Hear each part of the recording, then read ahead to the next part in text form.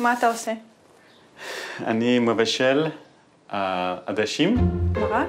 מרק, עדשים. איפה אנחנו? אנחנו בנתניה עכשיו, ואני אוהב את ישראל. במבט ראשון הם נראים כמו עוד זוג ישראלי צעיר בתחילת הדרך. יסמין גדלה בשכונת הקטמונים בירושלים, ובעלה רמין שעלה לישראל. אלא שסיפור האהבה של הזוג הזה הוא הכל חוץ מסטנדרטי. So if I told you like a few years ago that you'd be sitting here in Netanya having an interview for an Israeli news show, I would not believe it. Decades of brainwashing, decades of propaganda to demonize Israel and to demonize the Jewish people.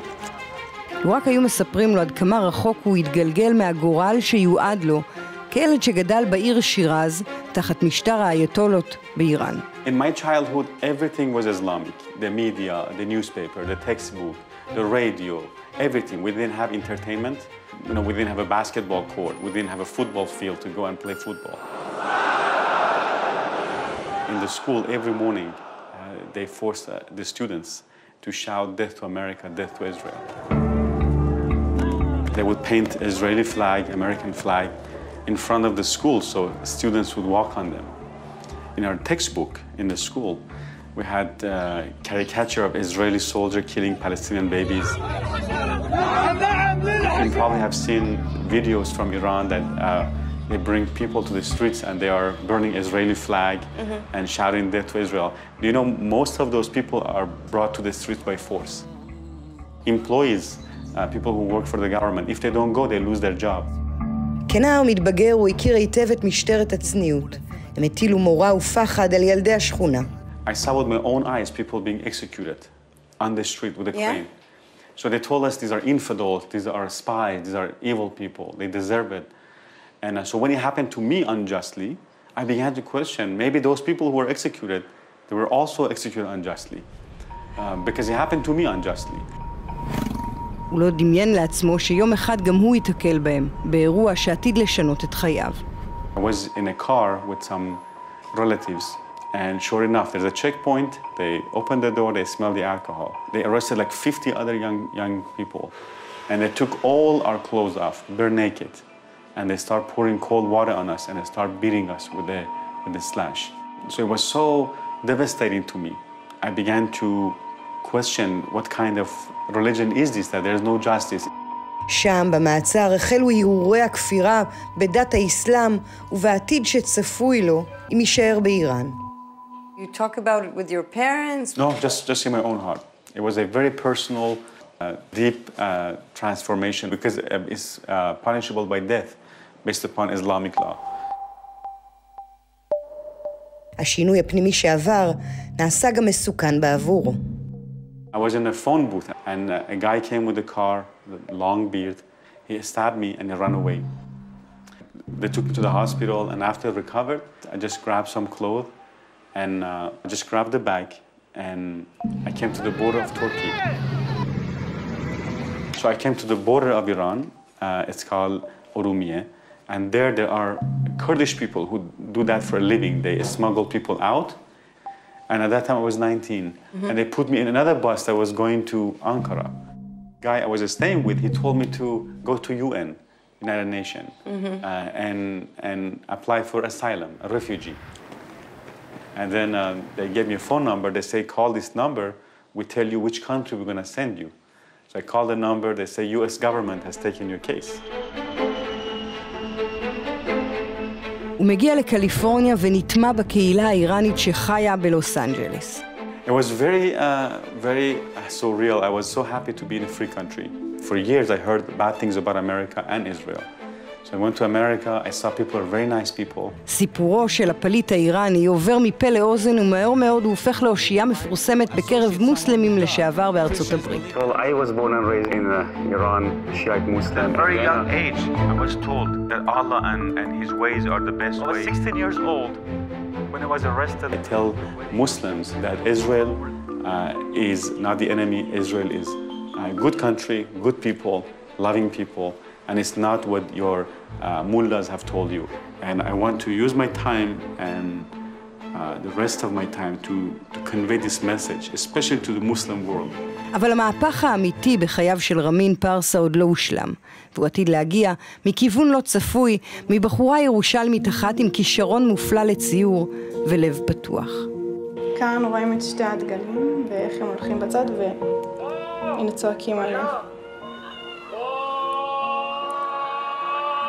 זה היה תקופה של מתח בין ישראל ואיראן, וראיתי את הסרטון הזה ברשת. זה ריגש אותי לראות שיש איראנים שאוהבים אותנו, וגם עוד מעבר לזה, גם עוד ראיתי הרבה תמונות של איראנים עם שלט שהם כותבים ישראל we love you.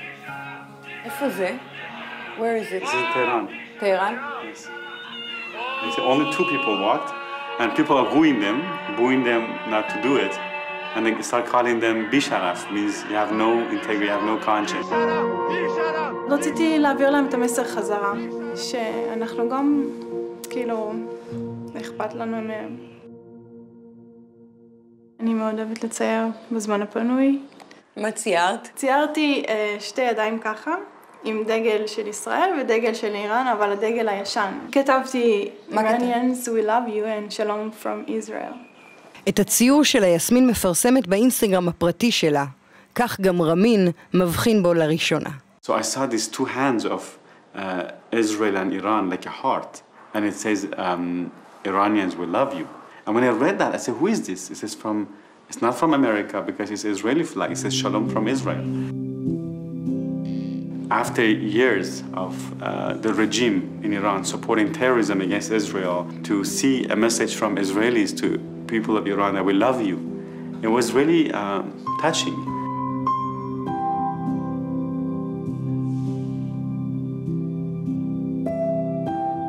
So this is when we were talking FaceTime. I took a lot of screenshots, morning and evening, because our time was different. So when she was waking up, she would send a message, and when I would wake up, I sent a message. At night, we would talk, and it was just beautiful. מדברים כל יום, ככה, מחכה שהוא יתעורר בגלל ההבדלים של השעות, אז כזה, מחכה להודעה ממנו. ובשבילך, איראני, זה בטח גרר תגובות לא פשוטות פה. במיוחד אבא שלי פחד מאוד. מה? כי הוא לא הכיר, הוא לא ידע עליו דברים. אני סיפרתי לו בעצם, גם לאמא שלי, שהוא בחור טוב, שהוא מאוד אוהבת את הארץ. גם אמא שלי אמרה לו, אל תדאג, הכל בסדר. אחרי חצי שנה של קשר מרחוק בעיצומה של הקורונה, יסמין נוסעת לפגוש את רמין לראשונה בלוס אנג'לס. איך היה לפגוש אותו פעם ראשונה? היה מיוחד. כן? כן, סוף סוף לראות אותו, פנים מול פנים And I was crying.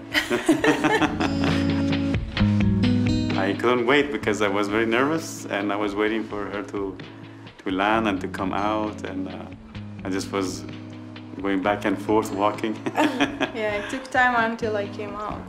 And you recognized that like it was easy? Yeah. And he was the only one there because everyone already left. יום לפני החזרה שלה לארץ, רמין מחליט להפתיע אותה. הגענו לאיזה מקום ממש ממש גבוה, יפה כזה, שרואים את כל הים ואת כל הנוף. היו שם כמה אנשים, אז הייתה איזה מישהי שהוא ביקש ממנה לצלם אותנו, אז הוא אמר לי, בוא נסתכל לשם, ואז כזה הסתכלתי. ואז כשהסתובבתי, הוא הציע. ירד על הברכיים? כן. מה אמרת? אמרתי, כן, בטח. ובשבילך איראני זה לחצות כל גבול אפשרי פה, לא בשביל ישראלית. אני חושבת שכן, אבל אצלי זה לא כל כך. זה לא עניין אותך? לא. לא הדת, לא המקום, לא... Family in Iran knows that you got married? Of course. They love her. They love her. They love her? When we were getting married, I made a Zoom link and sent to them. לפני פחות משנה, הזוג הטרי החליט שהגיע הזמן לעזוב את אמריקה ולעשות עלייה. I was very excited to come to see the Holy Land. And, but you know, I thought I'm going to have a red carpet, but they kept me in the airport for 5 hours. it worth it. After I came out, after 5 hours, I saw Jerusalem. I just was in love with Jerusalem. I felt I'm home. I felt this is my home. I felt I grew up there, I born here. And I just fell in love with Israel more and more. You speaking here could be a danger for your family in Iran? It is. They got threats because of me. My mother, my brothers, they got threats. They got letters, messages that if they be in contact with me, they will be prosecuted. But I'm not afraid. These people, this regime is very evil. These are, I can tell you that like Nazis, if not worse.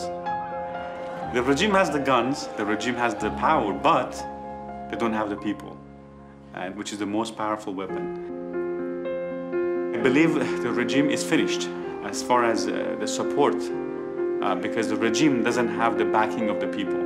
They want to have freedom, they want to have opportunity, they want to be free to create. But will they succeed? I believe it will one day.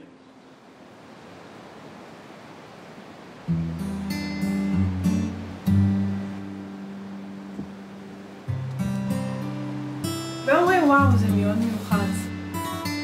ישראלית ואיראני מתחתנים ומקווים שזה יהיה כמו נבואה. אני לא מכירה עוד הרבה זוגות כאלה, באמת. כן. אמיצה? אפשר להגיד, אבל אני לא מרגישה ככה כל כך.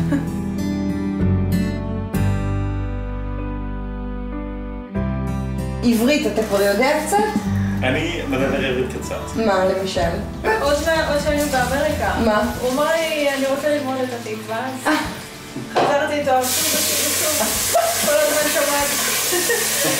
שר את זה.